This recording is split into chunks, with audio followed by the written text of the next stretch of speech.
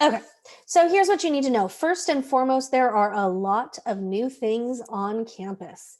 Um, we've got this automatic bottle filler, which I will explain to you guys in a little bit.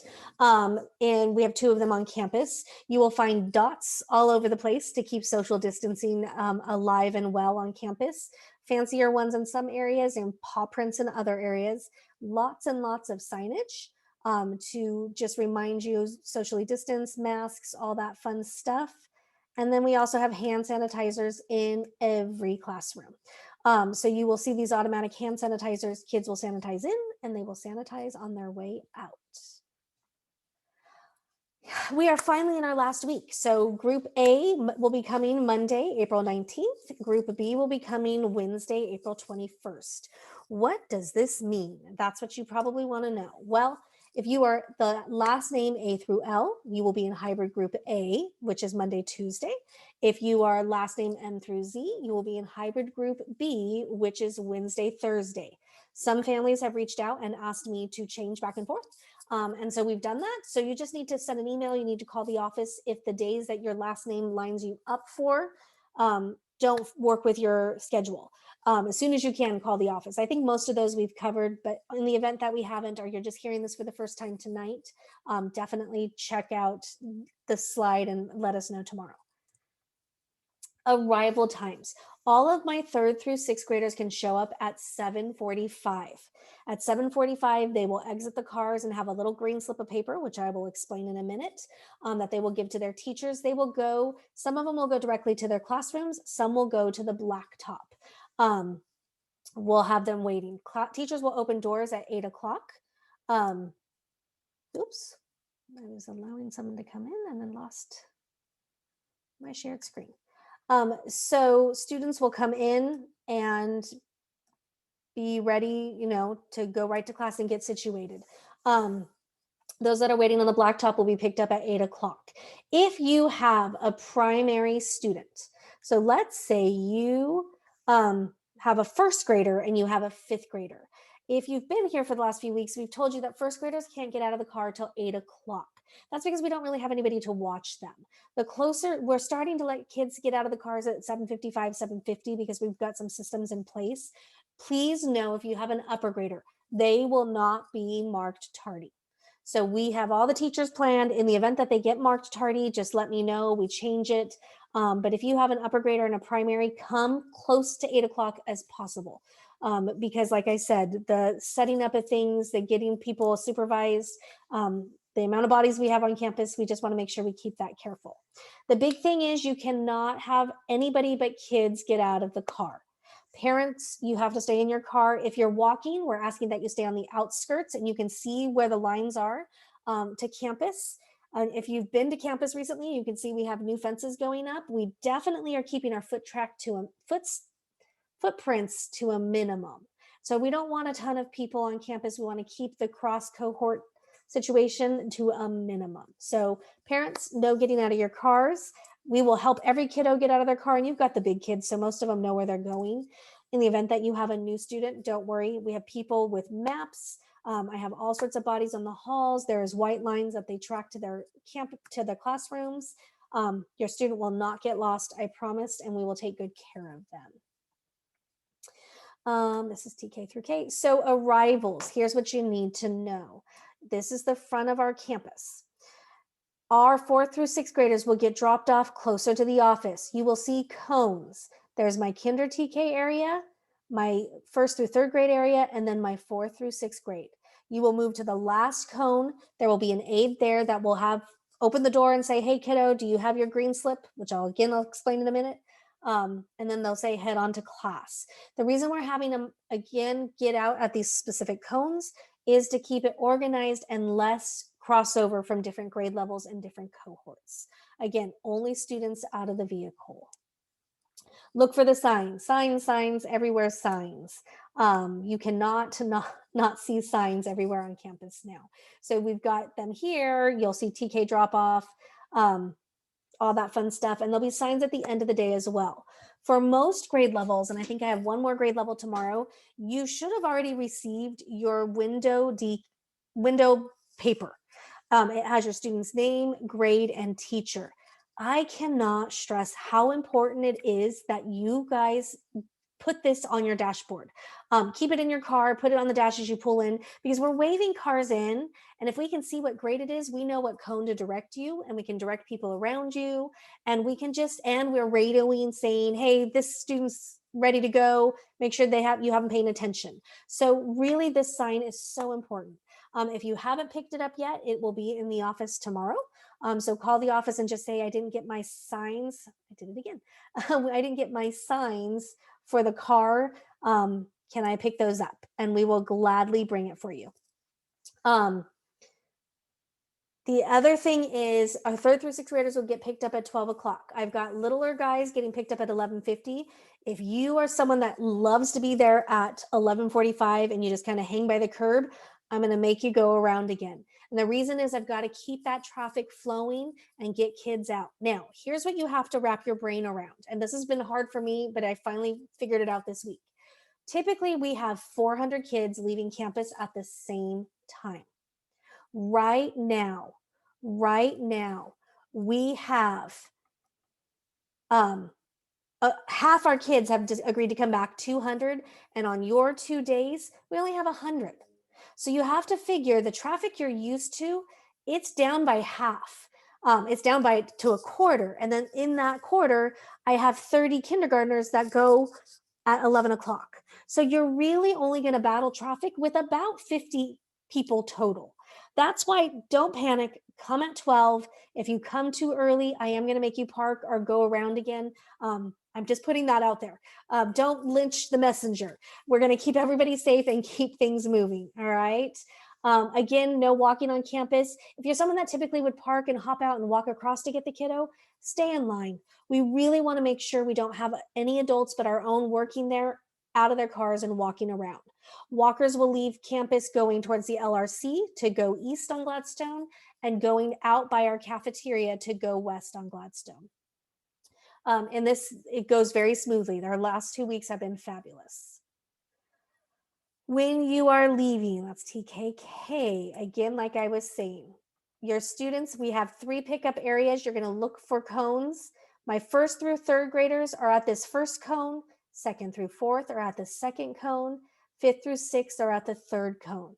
We could have a kid get in here if you have a 1st grader and a 5th grader, and then we'll move you down to the end to pick up your others. And that's because at all these different areas for the grades, there are paw prints to keep the kids socially distanced. So again, at any given moment, I'm only going to have about 70 kids, not even 70 kids, because my younger ones get out 10 minutes earlier. So at any given moment, I have 20 to 30 kids on the paw prints out here in front of the school. And if you have an upper grader, go ahead and just come closer to that 12 o'clock. Your 1st grader can stand there for 5-10 minutes. I promise they will. We will not let them melt. They will be okay. We will not leave them alone, but then they can both hop in the car at the same time. Otherwise, again, we're going to have you circle back around to pick up your older students. Again, look for car signs. You'll see 1st, 2nd, 5th, 6th. These cones are huge. You can see the size compared to my teachers. So it's very easy to see where you're headed. And then we've got lots of people in the parking lot directing traffic. Our walkers, parents, if you are walking to meet your student, this is where we're asking you to wait. This is where we're asking you to wait because we need to make sure, again, we keep foot traffic off campus as much as possible. And then again, outside the LRC, there's lots of dots here that you will also wait. All right, the most important piece. Part of coming back, we have to do contact tracing in the event that we have any COVID cases. The form you're going to get it says this, it's a little green sheet. It's about this big. It is attached to your dashboard sign. So if you've already picked that up, you should have those forms. Don't worry if you forget it. Everybody in the parking lot has millions of them with pens. You will not be the first parent to forget it. You won't be the last parent to forget it. So we will have those ready and available for you.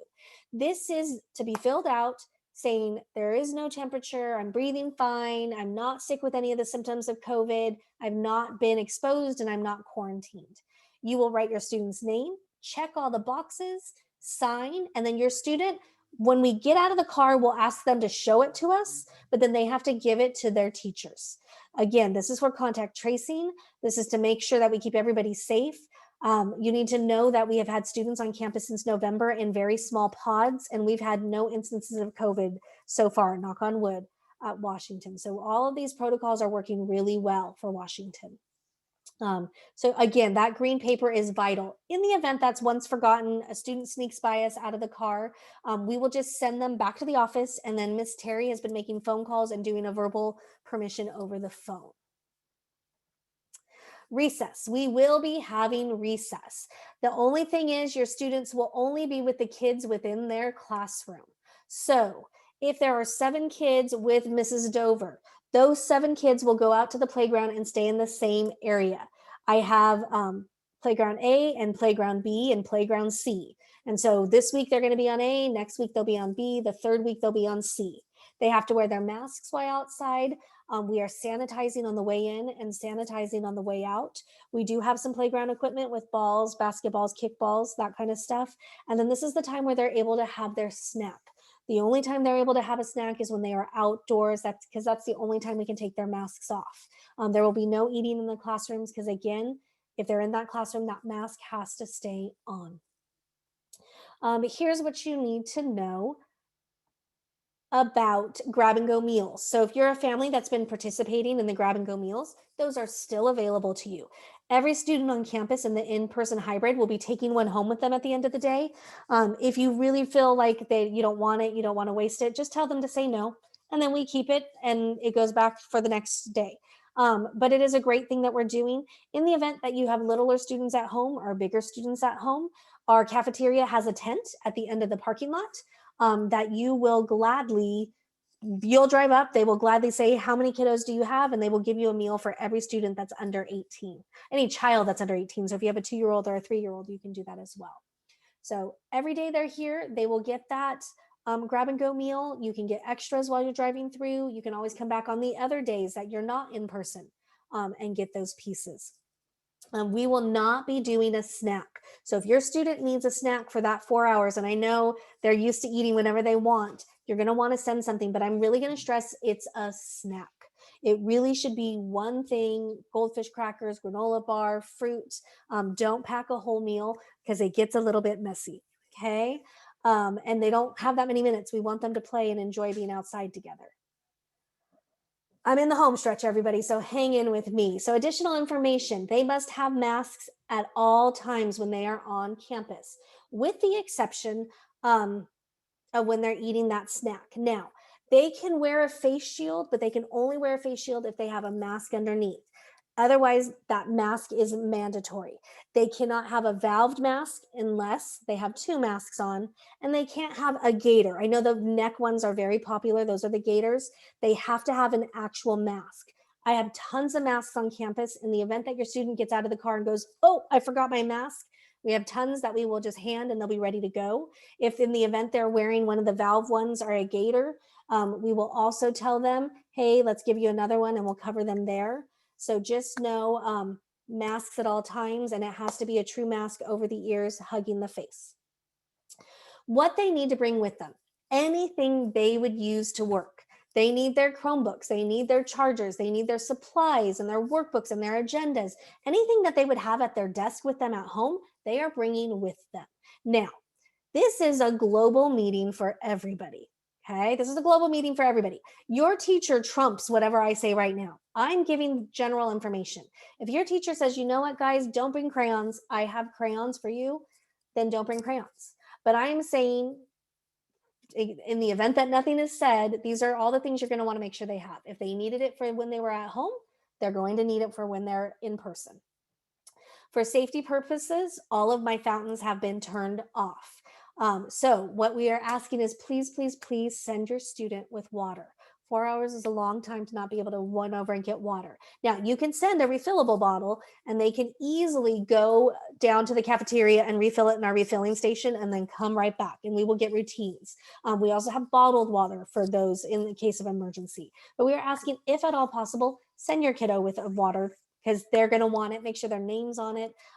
Make sure you remind them to take it home because there's nothing grosser than water bottle sitting there for 4 weeks. So yeah, we're asking for that help. Again, fountains are off for safety, but we do have the no touch refillable stations right now that are working amazing. All right, I have a video. I'm hoping it works. Hopefully you can hear the sound. Give me a thumbs up if you can hear. Charter Oak Unified School District is excited to welcome back students to in-person learning.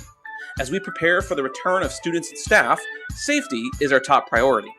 Here is a preview of the various safety and cleaning protocols you can expect upon your child's return. At each of our schools before entering the campus, all students and staff will complete a simple symptom questionnaire and must wear masks. With defined entry and exit locations in place to limit gathering and direct contact with others, there is signage throughout our campuses reminding students and staff about best practices, such as wearing masks, social distancing, and regular hand washing.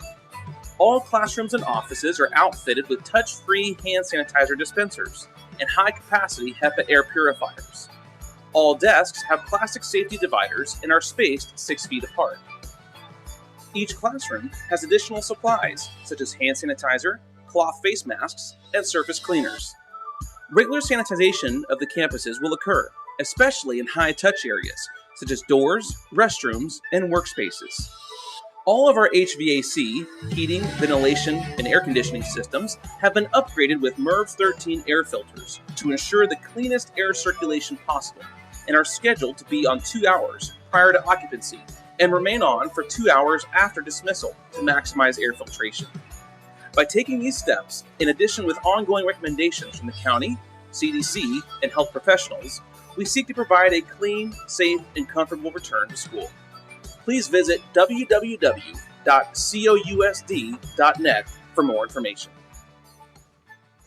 All right, so that was just a quick overview of a few of the pieces. I'm going to send this PowerPoint out to you guys tomorrow. I'm going to send this recording out to all families tomorrow. So that if you have questions, if you want to review it, there's also a cheat sheet that I send out that just has everything kind of line itemed out for all those. I just gave you a lot of information in 20 minutes. So what I want to do right now is I'm going to pause. I'm going to open up my chat. If you have a question that you didn't hear the answer to, if there's something you want clarification on, you can either type it into the chat, you can unmute yourself. I know a couple of the questions are, why are kids only coming 2 days and not 4 days? Right now, we are letting the dust settle. So we want to make sure we have space for every student. Distancing makes it so that we can only have half our kids. And so doing it this way right now keeps everybody so that we can, if everybody wants to come back tomorrow, we can have everybody here. In the event that things change in the next week to 2 weeks, we'll revisit that. It could change. We could be 4 days a week. We could not be 4 days a week and stay the 2 days a week. So just what we've been telling people, patience and grace, and hang in there alongside us. We will get through. It's 6 weeks. It'll be an awesome 6 weeks. It has been amazing having our little people back on campus this last 2 weeks. My heart is so full with hearing giggles and seeing kids in a whole new setting. And they're telling me this is fantastic, Mrs. Sherrod. And to their teachers and parents are gushing as they drive through and drop off. The energy is great. So what questions do we have out there? What can I answer? What did not get said? So students that are A through L will come on Monday, Tuesday, the last name. Students that are M through Z will be coming Wednesday, Thursday. So A through L is Monday, Tuesday. M through Z is Wednesday, Thursday. If you have to change your 2 days, your 2 days don't work, you're going to call the office tomorrow and we will take care of you. Hopefully we'll take care of you. It's going to depend on space too, but for the most part, we're pretty good with spacing, so that shouldn't be an issue. So that's a good question. Any other questions out there? Anything you were hoping to hear? I know another big question that's been coming up is, what is the fall going to look like? We are proceeding like the fall is going to be 5 days a week, traditional schedule. There might be masks, there might be desk shields. We don't have the answer for that yet. Will they be playing together at recess? Your students' cohort will be playing together. So all of Mrs. Smith's kids will go out and play at the same part of the playground together. They won't commingle with Miss Smith and Mrs. Siegel together. So your students will stay with their group of kids on the playground only. Yeah, and that's again to keep the cohorts small and stable. My mom chose to. Yes, Patrick, you need to have mom call the office tomorrow so we can get you signed up, please. Okay. Definitely have mom call the office tomorrow. Um, we have so much sanitizer everywhere. If you really, really want your own student to have hand sanitizer, it's something we can talk to the teacher about. We do have bottles everywhere, automatic ones everywhere. We're pumping their hands on the way in, they're pumping their hands on the way out. We're washing hands all the time. You really don't need to send their own. But I do understand a lot of us are just sensitive. And so I would just give the teacher the heads up that your student's bringing it. And as long as it doesn't become a distraction, we can work on that. So good question. If they start hybrid learning and you change your mind, absolutely, you can go back to virtual. Absolutely. If you're just not comfortable, if the 2 days you've tried it and you're just like, we just feel better about staying, um, you go ahead and call the office and we will gladly change you back to virtual. That's also if you're here and you want to hear more information and you want to see what happens virtually for a week, and then you think, hey, we want to try this, call us. Again, it comes down to space. If a cohort is full, I'm going to have to do some shifting of things and we'll go from there. We're trying to accommodate everybody. So, and we know that once you get here, you might change your mind. We're kind of anticipating people wanting to come, um, you know, after they see how it's going very smoothly. The teachers will, it's definitely new. The teachers are juggling two platforms. They've got kids who are at home and kids who are in front of them. So it is a new way to shuffle and see all their kids, and it's going beautifully. Um, and so I saw you can actually walk to the end of the campus. So if you want to pick up your student walking, just think about where our parking lot ends on both sides. You can stop at the LRC and we will have a student walk to you. You can stop over by where the cafeteria tent is and we can have the student walk there. So you're able to go to the ends of the campuses. We just ask that you don't come to the main quad of the campus. Older daughter walk her little sister to class in the mornings. No, we are definitely keeping them on the upper grade and the primary paths. The good news is we have this great paint, beautiful blue line. I have people all along the hallways. I guarantee if you have a younger one, and I think your younger one's in first grade, um, I have the aides in the hallways, so she will see her aide waving her down to her classroom. So I promise they'll get out of the car, go. Yeah, I thought so. I knew she was in first grade. She'll see her aide. I guarantee if she's already done it a day or two, she'll be good to go. They're like showing us around now. They've done it for a week and they're ready. Um, it's us adults who worry more than they do, but we'll get them there. Yeah, we're asking that the older kids stay on the white chalking line to their rooms and the blue chalking line to our primary grades. Again, that cross cohorting is what we're trying to avoid. These are great questions. Keep them coming. And thank you, Ms. Smith, for checking in after softball practice. That is dedication. What other questions are out there? What can I answer? And if you have something more on a personal note, you're more than welcome to stay once I release. I'm going to stop recording.